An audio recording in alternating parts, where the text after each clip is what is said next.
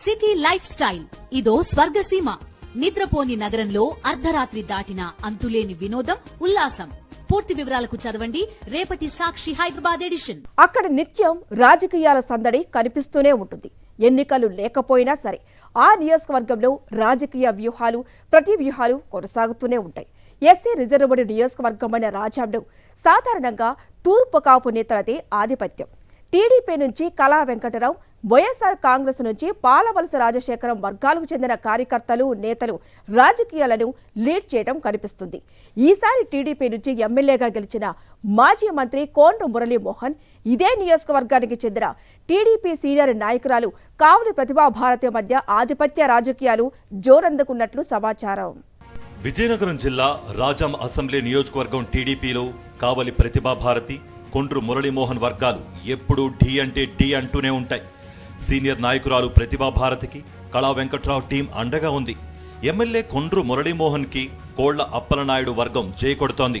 మొన్నటి ఎన్నికల్లో టికెట్ కోసం మాజీ మంత్రి కొండ్రు మురళీమోహన్, మాజీ స్పీకర్ సీనియర్ నేత ప్రతిభాభారతి కుమార్తె కావలి గ్రీష్మ గట్టిగా పోటీ పడ్డారు. ఆ సమయంలో కావలి గ్రీష్మ హడావిడి రాజకీయ వర్గాల్లో చర్చనీయాంశంగా మారింది. వైఎస్ఆర్సీపీని విమర్శిస్తూ ఆమె తొడగొట్టడం అప్పట్లో సంచలనంగా మారింది. ఒంగోలు వేదికగా జరిగిన టీడీపీ మహానాడులో అధినేత చంద్రబాబు దృష్టిలో పడటానికి ఆమె విశ్వ ప్రయత్నం చేస్తూ మిస్టర్ సీఎం జగన్ అంటూ అసభ్యంగా మాట్లాడారు. ఇలాగా సోషల్ మీడియాలో ట్రెండింగ్ ట్రిక్స్ ఎన్ని ప్లే చేసినా సరే రాజాం టికెట్ దక్కించుకోవడంలో కావలి గ్రీష్మ వెనుకబడ్డారు. దీంతో టికెట్ కొండ్రు మురళికి దక్కడం, ఆయన ఎమ్మెల్యే అయిపోవడం చకచకా జరిగిపోయాయి. కావలి గ్రీష్మ గతంలో తొడగొట్టి అసభ్య పదజాలంతో వైఎస్ఆర్సీపీ నేతల్ని, ఆ పార్టీ అధ్యక్షుడిని దూషించిన విషయాన్ని చంద్రబాబు మర్చిపోలేదు. తాజాగా ఆమెకు మహిళా ఫైనాన్స్ కార్పొరేషన్ చైర్మన్ పదవి కట్టిపెట్టారు.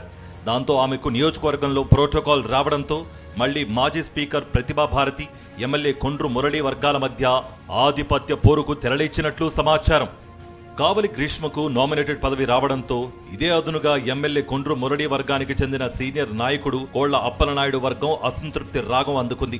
తమ నాయకుడు కోళ్ల అప్పలనాయుడుకు గతంలో ఎమ్మెల్సీ టికెట్ ఇచ్చినట్లే ఇచ్చి ఆ తర్వాత లాగేసుకున్నారని, ఆ టికెట్ను శత్రుచర్ల విజయ రామరాజుకి ఇచ్చేశారనే ఆ విషయాన్ని చంద్రబాబు మర్చిపోవడం భావ్యమేనా అని కోళ్ల మనుషులు ఆగ్రహిస్తున్నారు. తమ నాయకునికి సరైన పదవి ఇవ్వాలని గట్టిగా డిమాండ్ చేస్తున్నారు. నిజం చెప్పాలంటే చాలా కాలంగా పదవి కోసం కోళ్ల అప్పలనాయుడు చేయని ప్రయత్నమే లేదు. అయితే ఆయన ప్రయత్నాలన్నింటికీ సీనియర్ నేత కళా వెంకట్రావు మోకాలు అడ్డం పెట్టేవారట. ఈ నేపథ్యంలో గత కొంతకాలంగా సరైన సమయం కోసం ఎదురు చూస్తున్న కోళ్ల వర్గం ఈసారి తమ నాయకునికి పదవి గ్యారంటీ అని ధీమాగా ఉన్నారట. అయితే వారి ఎదురు చూపులు ఫలించలేదు.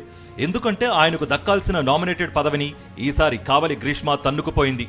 దీంతో ఎమ్మెల్యే కొండ్రు మురళీమోహన్, సీనియర్ నేత కోళ్ల అప్పలనాయుడు వర్గాలు కంగుతున్నాయి.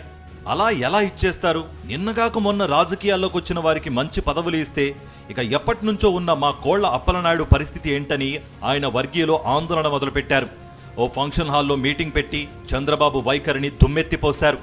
దాంతో రాజాం నియోజకవర్గంలో టీడీపీ వర్గాల ఆధిపత్య పోరు రోటెక్కినట్లయింది. ఈ అసమ్మతి పరిణామాలు ఎటువైపు దారితీస్తాయనే దానిపై రాజకీయ వర్గాల్లో ఆసక్తికర చర్చ నడుస్తోంది.